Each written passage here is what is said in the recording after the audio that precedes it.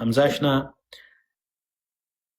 د بر وطن ځوان به کله هم دومره ونه غورځېږي، کله به هم دومره سپک نسي چې د کوز وطن خویندو میندو ته سپک وایي. زه به د ګیلمن مور ته او د ګیلمن خور ته زه په ژوند هم سپکه خبره ونه کړم. د ګیلمن مور د ګیلمن خور زما خور او مور ده. په کوز وطن کې د تا په څېر شته دي چې دوی هر ډول خبرې کولی شي. ته به بیا وکړې، ته به د بر وطن په اړه زر ځلې نور هم وغږېږي، خو دا په یاد وساته چې د بر وطن ځوان دومره سپک نه دی، دومره غورځېدلی نه ده چې په دغه لیول ښکته سي تا سره د کوز وطن د خویندو میندو بې عزتي وکړي. ته یې وکړه، ځکه خو د لوی وطن خبره موږ کوو، د لوی افغانستان خبره موږ کوو.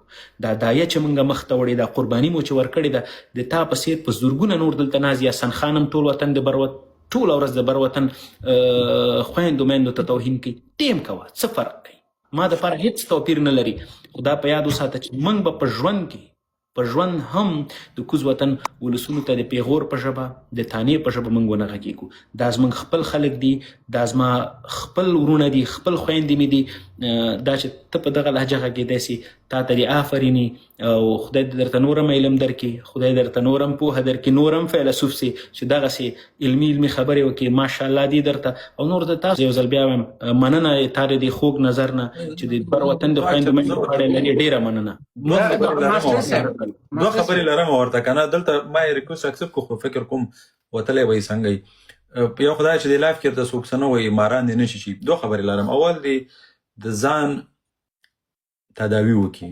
دې هلک ما ته صحي وضعیت ګډوډ ښکاري، روحي وضعیت، عصبي وضعیت یې ښکته پورته شوی دی.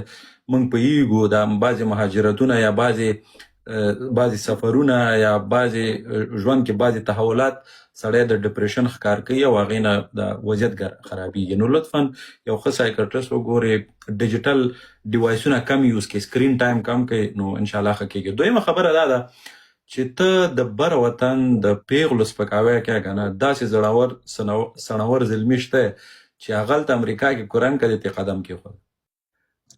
دا خو یوه لاره ده چې تا سره به آنلاین لګیایي، په سکرین ورسره لګیایي، د سوک سپېړې دغه هم کوي، درته جریمه هم درته ادا کوي. او پښتون ته خو دغومره که پښتون یې د ګریوان ته لاس اچول په امریکا کې جرم نه ده، دغه درته اړوي. داسې ځوانان به وګورې، خو هغه ول د هغې نه خپله تداوي وکړه، راشه ملن نه بخښنه وغواړه او قلارې کښېنه، دغه غم باندې وانه وړې. یو خبره درته وکړم. یو وخت کې یوه میاشت مکمله په ما باندې یو چا لایف جوړ کړی.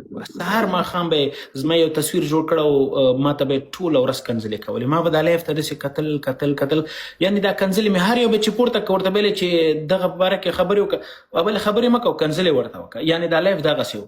نو ما ته ډېرو ملګرو ویلی چې دغه درپسې لایفونه کوي، کنځلې درته کوي. مالې مشکل نشته. ورځ راغله چې دغه ځوان په دې خپلو خبرو باندې پښیمانه و. بیا یې په وخته چې یو چا ته یې زنګ وهلی چې زه غواړم له ده نه بښنه وغواړم. پوهېږې ما ورته څه ویلی؟ مالې نه دې کنځلې دومره مهمه وي او نه دې دا بښنه راته مهمه ده، هېڅ مهمه نه وي. اوس خبره درته وکړم، یقین په خدای وکئ چې موږ په وچ لاس باندې د دغسې انسانانو نه مهمه انسانان جوړ ضرور نه ده. دا بحث دغه نه پکار و چې د دپاره د بر وطن د یو ځوان یو پیغام ما ور پرېښود چې موږ په دغه نظر یو. موږ په هرې هغه خور او په هغې مور باندې خفه کېږو چې هلته پنجابی سرتیری ورباندې لاس پورته کوي یا ورته سپکه خبره کوي. هغه خور باندې په مور باندې چې څوک لاس پورته کوي چا پنجابی ورته بې عزتي اړي لکه زما په خور مورې چاړي. د دې نه خواته زه تا سره هېڅ بحث نه لرم.